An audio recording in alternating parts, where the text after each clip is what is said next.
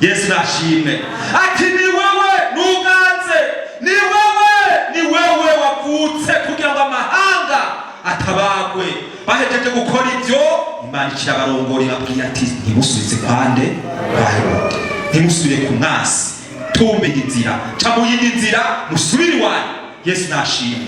Iyo niyo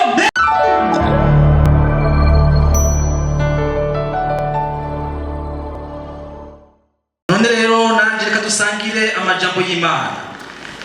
Turahera hariya mu guharura igice ca 24. Guharura igice ca 24 turasumbye murongo wa 17.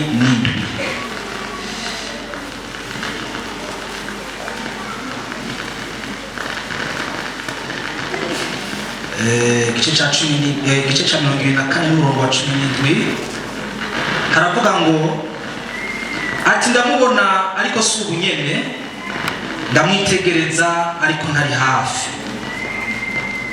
Inyenyeri izokomoka muri Yakobo, icumu ry'ubugabe rizokomoka muri Isirayeli.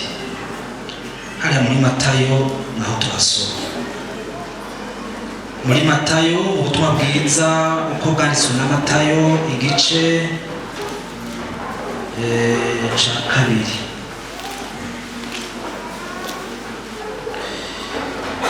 Umurongo waho duhe ku murongo, reka bashaka tuyasome yose tugeze ku murongo wa 12. Abanyabwenge b'inyenyeri barinahaza Yesu. Yesu amaze kuvuka i Betelehemu mu gihugu c'Yudaya ku ngoma y'umwami Herode, haza abanyabwenge bavuye iburasirazuba bagiye Yerusalemu.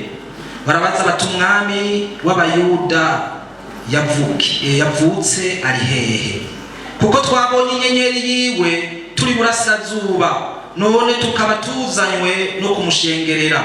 Umwami Herode abyumvise ahagarikana umutima n'ab'i Yerusalemu bose, akoranya abaherezi bakuru n'abanyabwenge b'ibyanditswe bose bo muri ubwo bwoko, arababaza ati Kristo azovukira hehe? Bati ni Betelehemu mu gihugu c'Yudaya, niko byanditswe n'umuntu yavugishwa n'Imana. Ngo kandi wewe Betelehemu mu ntara ya Yuda nturi mutoya mu baganwa ba Yuda, kuko kuri wewe hazova uganza, niwe azoragira abantu banje b'Abisirayeli. Buno Herode ahamagaza b'abanyabwenge mu mpisho, abasiguza igihe iyo nyenyeri yabonekeye. Abatuma i Betelehemu ati mugende mubaze mushirutse umwete ivy'uyo mwana, nimwamubona muce muza kumbarira ngo nanje nze kumushengerera.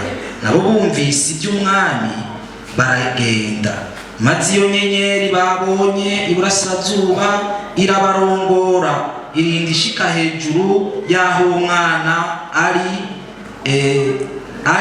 ihagararaho. Babonye iyo nyenyeri banezerwa akaneza kenshi cane. Bashitse mu nzu babona uwo mwana na Mariya nyina wiwe, bikubita hasi baramupfukamira, barumura ibisimbo byabo, bamushikanira amashikanwa, izahabu n'imibavu n'isenga. Babwirirwa n'Imana mu nzozi ngo ntimusubire guca kwa Herode, baca mu yindi nzira bisubirira hehe? Guhimbaza tugushimira ko banyitangaza wakoze. Ishengero ryawe ngiri turacagomba kumva ijambo ryawe, nanje ubw'igikoresho cawe mwe mu Imana akaba nanje uzokoze neza na Yesu Kristo. Amen. Tugira tuganire kuri jambo Imana yashize mu mutima wanje imbere y'uko uyu mwaka w'2025 utangura. Nari mfise amajambo menshi mu mutima, ariko iri jambo ryashikaye kwaguka rifuse intumbero ivuga ngo inyenyeri yawe gushikane ku ntsinzi. Yesu nashimwe. Inyenyeri yawe gushikane ku ntsinzi muri uno mwaka. Tubona iyi nyenyeri yari turabibonye yuko ngo inyenyeri izokomoka hehe mu ba Yakobo, muri Yakobo. Yakobo muramuzi mwese nitunda kumuvugako, ariko turabona iyi nyenyeri. Nashoboye kurondera ibintu bishika 5 bisigura inyenyeri. Inyenyeri igikorwa ca mbere n'umuco, ifise ikimenyetso c'umuco.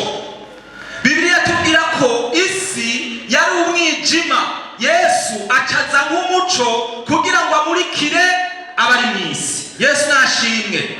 Hano na kandi turiko turasoma aya majambo, tubona inyenyeri yerekana ikintu c'akaneza, c'akanyamuneza. Nukuvuga ahantu inyenyeri zibonetse abantu baranezerwa, haboneka umunezero. Imana ishimwe. Inyenyeri ni ikimenyetso c'akaneza cyangwa c'akanyamuneza. Inyenyeri kandi ifise ikimenyetso cyo kuba umurongozi ashikana ku ntsinzi cyangwa se ku isezerano. Iyo ni inyenyeri, ikimenyetso c'inyenyeri. Inyenyeri kandi isigura, ifise ikimenyetso c'umuhezagiro. Muribuka igihe Imana yabwira Aburahamu imusezeranya kuzoronka urubyaro, kuzomuhezagira. Yesu nashimye. Inyenyeri ni ikintu gikomeye cyane. Abanyabwenge b'ibyanditswe b'inyenyeri, hari ikintu Imana yabahishuriye Yesu Kristo avukiye i Betelehemu. Ntibapfuye kubimenya uko. Hari inyenyeri babonye irabarongora. Yesu nashimye. Inyenyeri irabarongora bajyana nayo.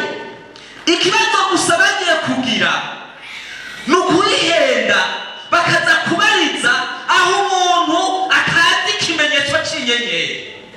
Yesu nadufashe. Bagenda kubariza ku muntu atazi iri sezerano. Bagenda kubariza ku muntu atazi byari byaravuzwe ko iyi nyenyeri izokomoka muri Yakobo. Baza kubariza kwa Herode. Herode ibyo bintu ntiyabitahura. Mugabo hari ibintu mu bantu bizi iby'inyenyeri bari basanzwe bazi ko inyenyeri irinze iboneka ikarongora bakayibona ifise intumbero. Icyo kintu yari yacumvise muri kahise, muri histoire, mu byigwa yarasanzwe azi ko inyenyeri irinze iboneka bishoboka ko hariho umuntu w'umwami yagize gute, yavutse. Hanyuma rero hano turabona Herode yaciye atangura kwiyumvira, haravutse umwami aza kunkura, haravutse umwami aza kunsubira, mbega vyogenda gute? Tubona hano Bibiliya itubwira ngo yaciye ahamagara, ntidusomera amajambo ngo yaciye ahamagara abanyabwenge mu mpisho, mu buryarya, mu mayeri. Nimugende murondere mushimitse ahantu uwo mwana yavukiye, aho umwami ari, nanjye muce muza mu Nyakara ngende kugira gute? Wari urukundo wapi? Mu mayeri muce muza mumbwire, nanjye ngende ndamushengerere. Abanyabwenge Bibiliya itubwiye ngo ya nyenyeri ikirabarongora ibashikana aho Yesu yavukiye. Mashine babonye ya nyenyeri baranezerwa, akaneza kenshi cyane. Yesu nashimye. Muri uno mwaka hari ibintu biriko biragomba kuguhushisha.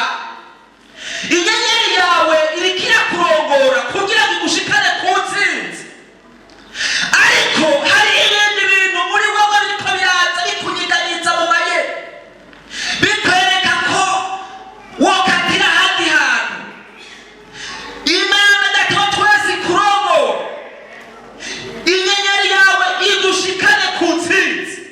Yesu nashimwe. Yesu yaratuneshereje.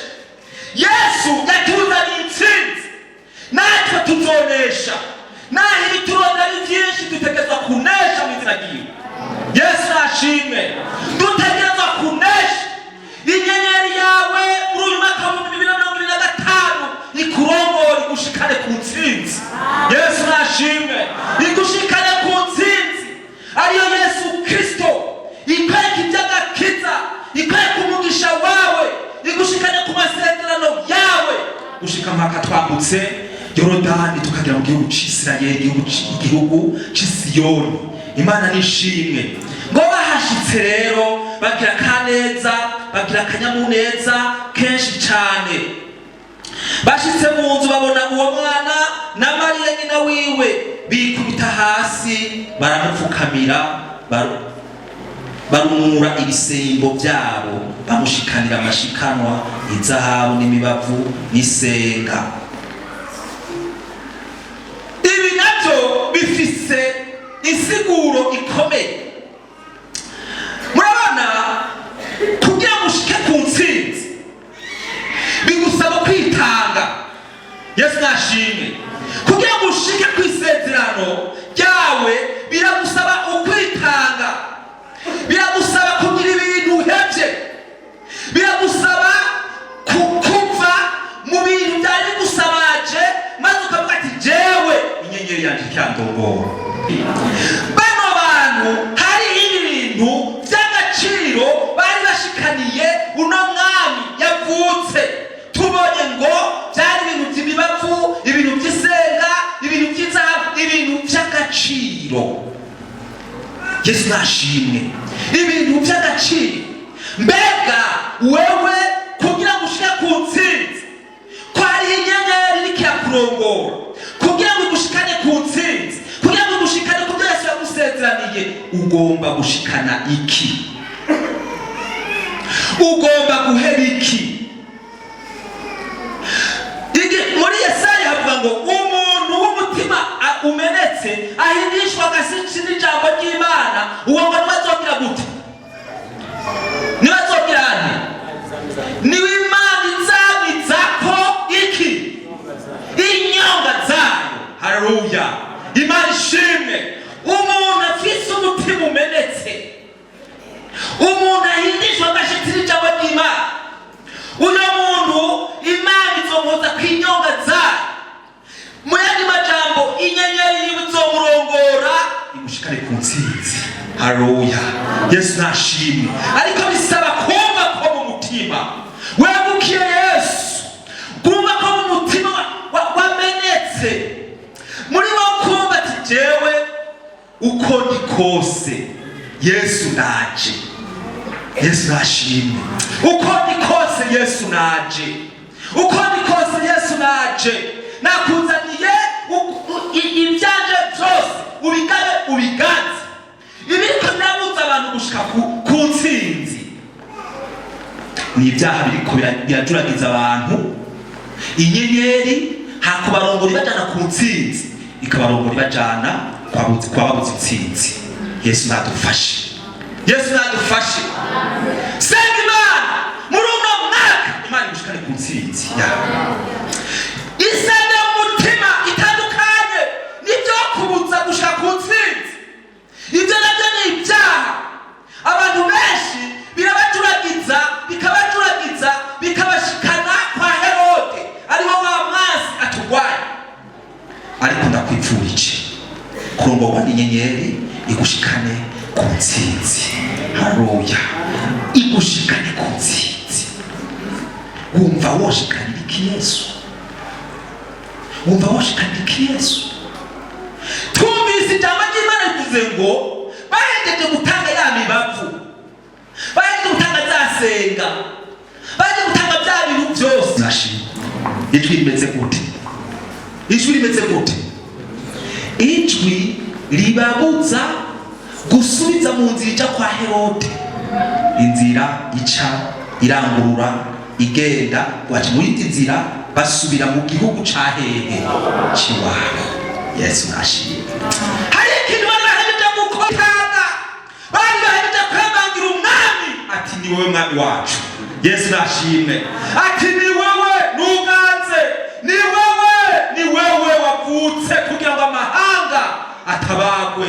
Bahejeje gukora ibyo, Imana irabarongora ibabwira ati ntimusubize kwande kwa Herode, ntimusubire ku mwasi, tumbere iyindi nzira, ca mu yindi nzira musubire iwanyu. Yesu nashimwe. Iyo niyo mpera y'umuntu yihanye, iyo niyo mpera y'umuntu ahindukiye yari yazimiye. Imana ishijana ijwi ryayo rishasha ikasubira rikakurongora kugira ngo ushike kuco yagusezeraniye. Imana nishimwe.